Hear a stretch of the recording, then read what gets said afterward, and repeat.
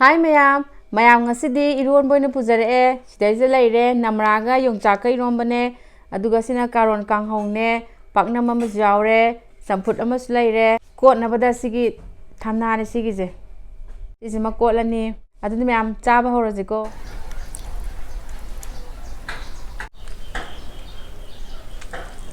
Yongchak maru yam yaure mayam. Yongchak maru tengkot sida 60 yaurabane.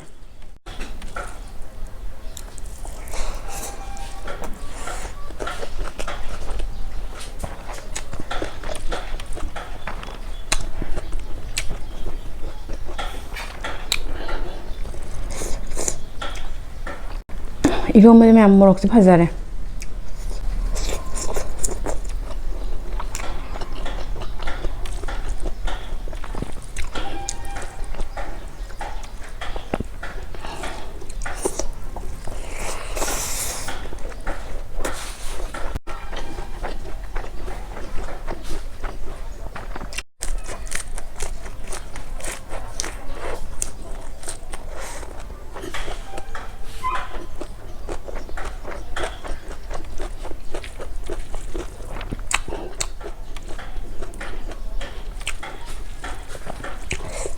Mayam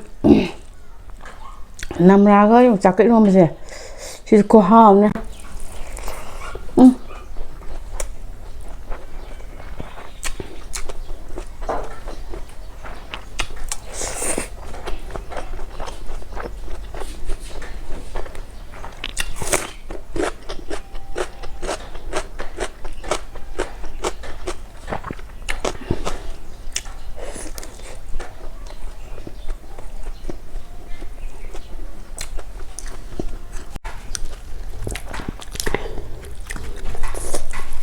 Mamangi block ta ina lin thong bane hai gi bodo adu lin nate ko ngaprum ne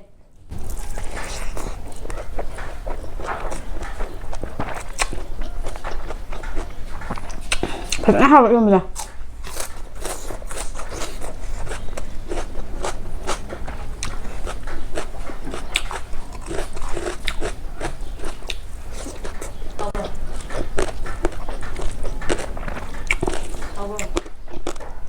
Hào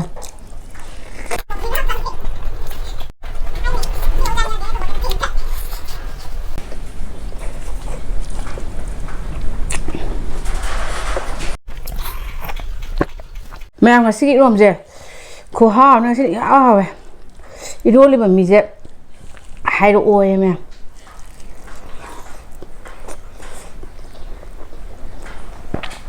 umra ta sang le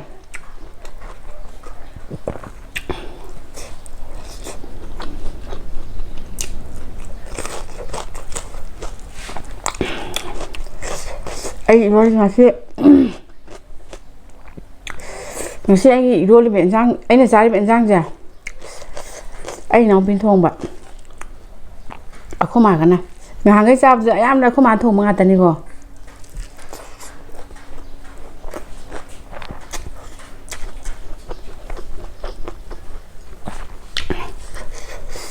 ngasi ai nấu bên này luôn vậy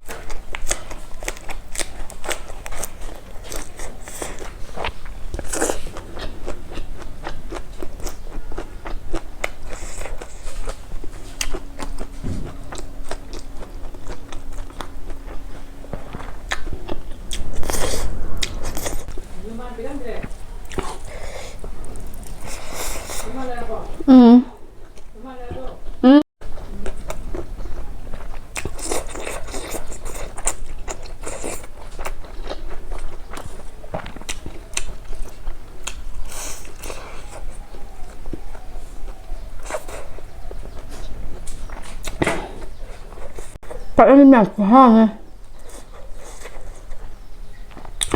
không mà nó bi bên này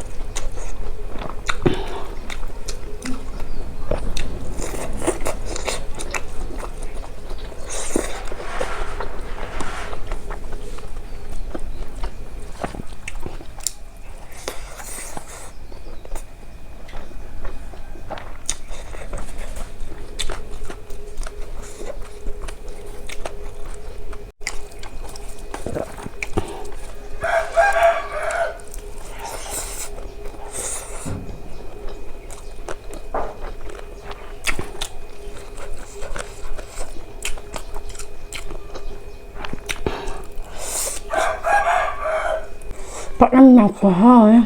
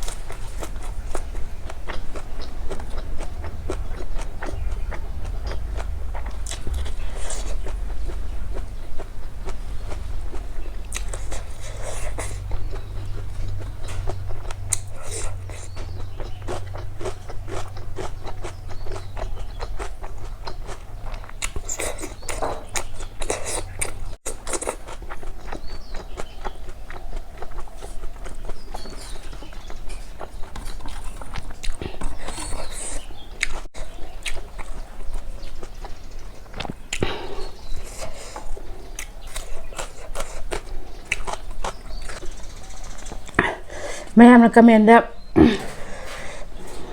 ipam da lay ran habdo ado ipam da lay banati ko yo namam dai khuding gi sida dum yum da sala ga ipam do ina namba lay di lay banate ba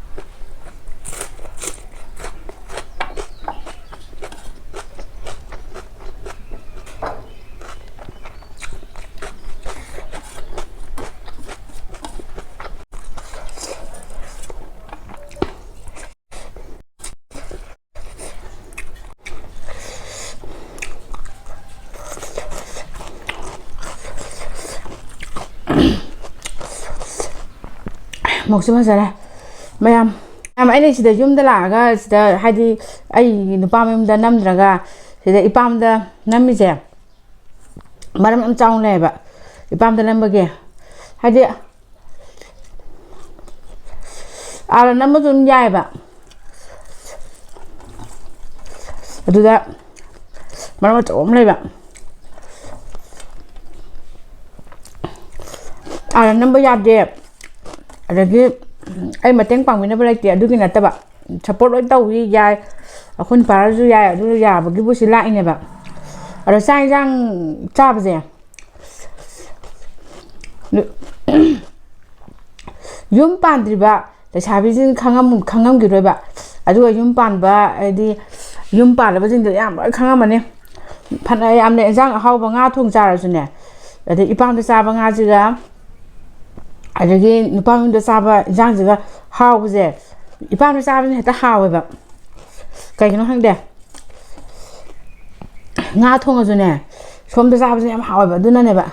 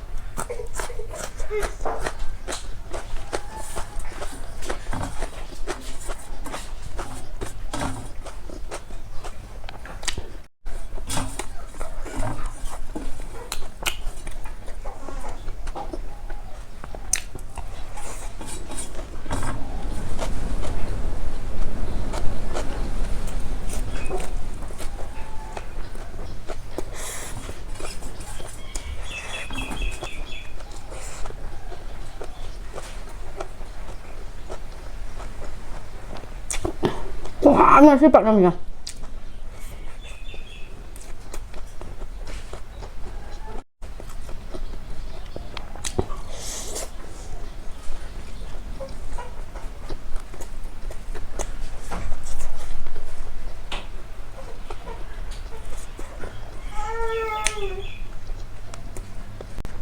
Khuhaosidi hayamnya.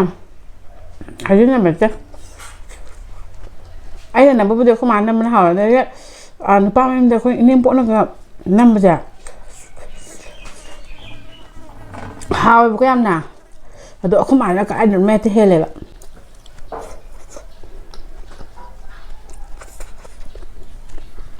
làm cái hành ra cái này